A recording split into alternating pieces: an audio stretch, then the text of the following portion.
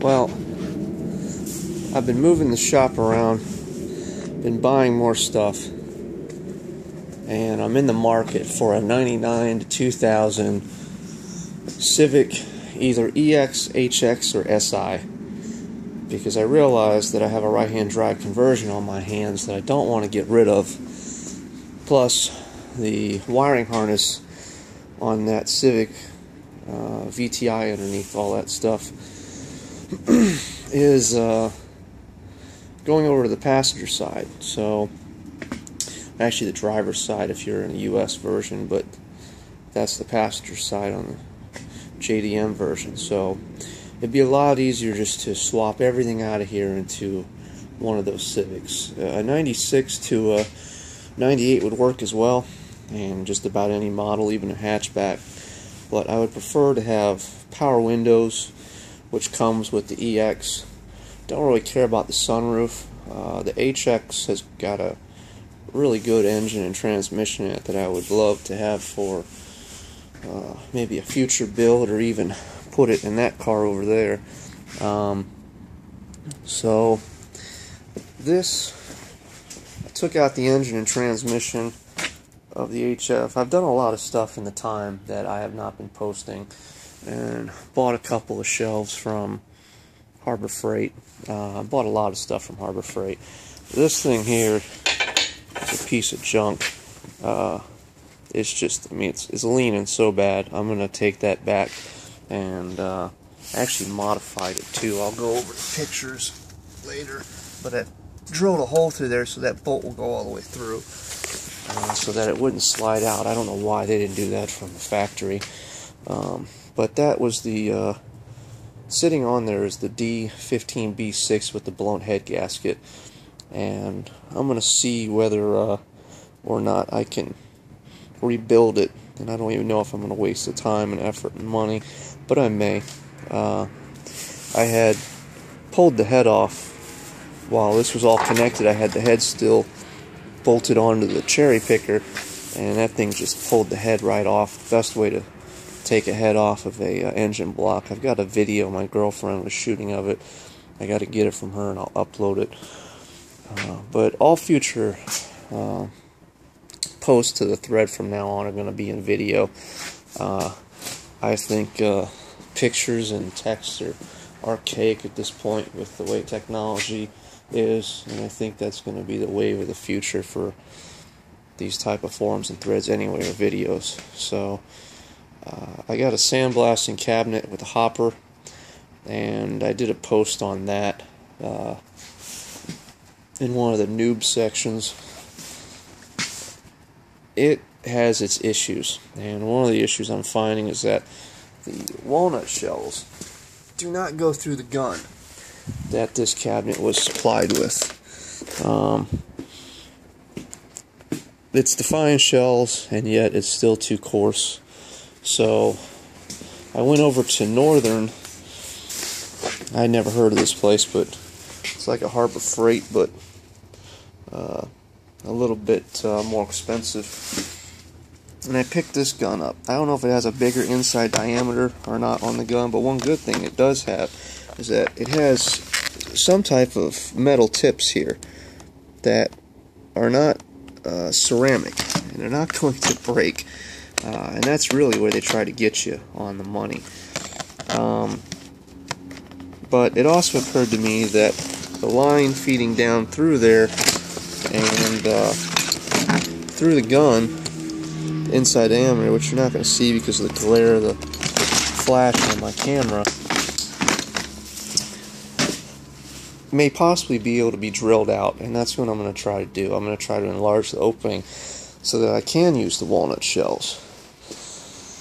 But if for some reason that doesn't work, they sell a conversion kit at Harbor Freight, and this is item 60618, and you can change a sandblaster tank into a soda blaster by attaching this whole thing to the bottom of the tank, which I have yet to do yet.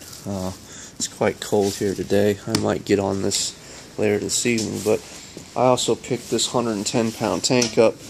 I had a coupon for it. I bought off of eBay. Paid $99 for the tank, and I think I paid like $5.95 for the coupon. So, the cabinet I ended up paying like $150 something for, which was a pretty good deal because regularly it's like $209. And I've already had the shop crane. Basically got that thing for free. And the 20-ton press, which I haven't been able to get much use out of. I have a set of innovative mounts. I'm going to end up doing a thorough, what's the word? Can't think of it. I'm tired. Description, whatever. Tutorial. Evaluation. There's a lot of words I'm thinking of, but none of the ones that I want. But just did a test fit on this thing. This stuff is just sitting in here, so it's not in the shop. These are the Mazda Miata brackets. These things are great. Need to go pick up another couple of those at the junkyard tomorrow. But I'll run through the pictures on my laptop too and send that, explain some of the stuff I've done to bring everything up to date so it's current. But this has got, I ended up putting the aluminum flywheel in here, 14-inch aluminum flywheel, along with the new clutch, throwout bearing. Slave cylinder, I'm pretty sure needs to be replaced. It was weak. It doesn't have tension, so pretty sure that one's shot. They said that you couldn't run the fuel line to this engine without the VX hose, and I agree with that for the most part. But just for temporary purposes, you actually can. If you run it up this way and flip it 180, it'll go right onto the fuel rail and pressurize. I imagine it pressurizes the system. I don't have anything hooked up. Wiring harness isn't on here or anything, nor am I even going to use this wiring harness. But I adjusted the valves. Valve lash has been done on this engine. In the front, I replaced the rear crank main seal, replaced the front crank main seal, replaced the water pump, the timing belt tensioner pulley. So all that's done.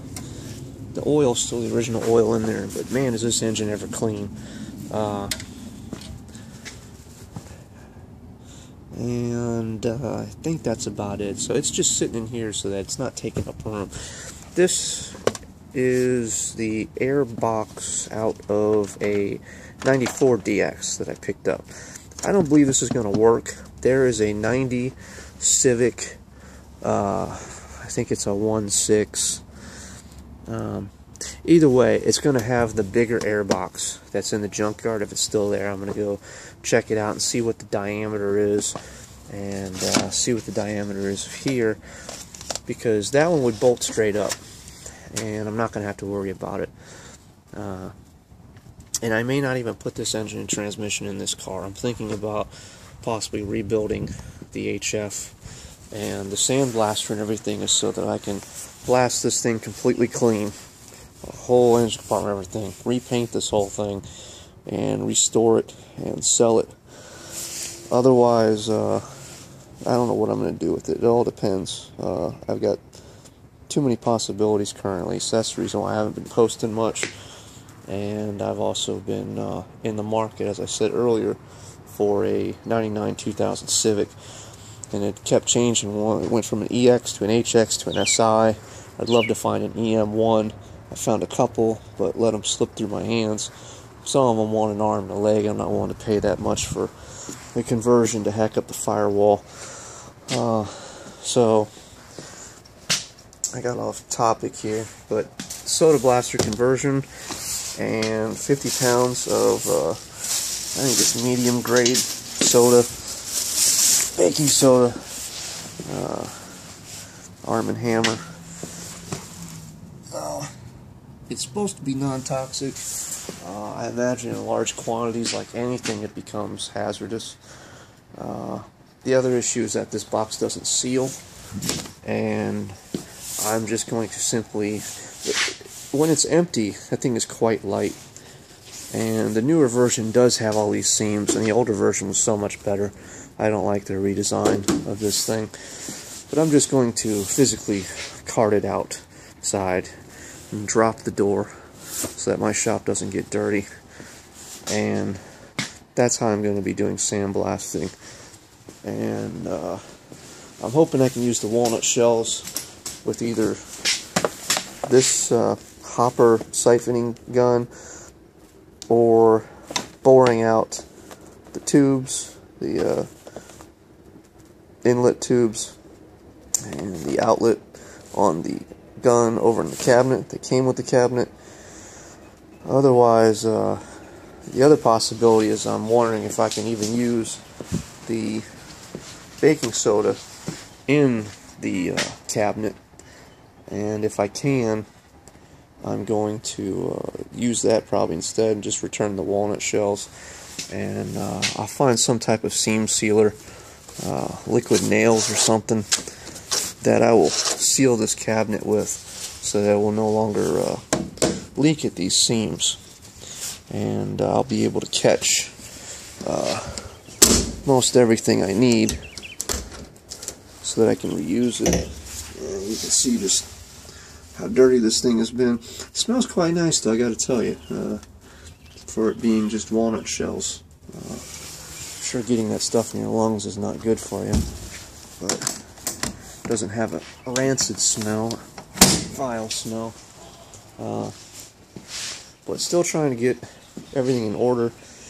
I wish I wouldn't have worked on that one guy's car. I would have been able to complete one of these projects and have more room in here. And having that clip over there is really eating up a lot of room, and having my guitars and amps in here is also taking up a lot of space.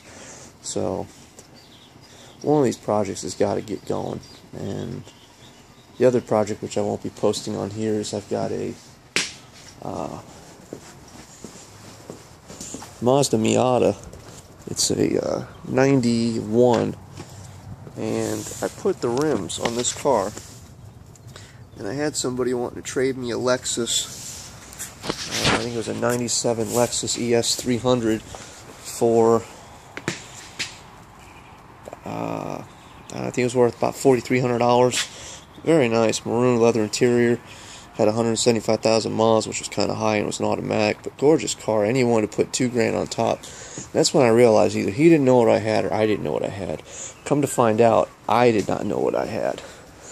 And what I did not know was that the rims that came on that Miata, these BBS rims, I thought they were just, you know, cheap aftermarket rims that you can get from, I don't know, any kind of store, Allied or something, but they are made in Germany, and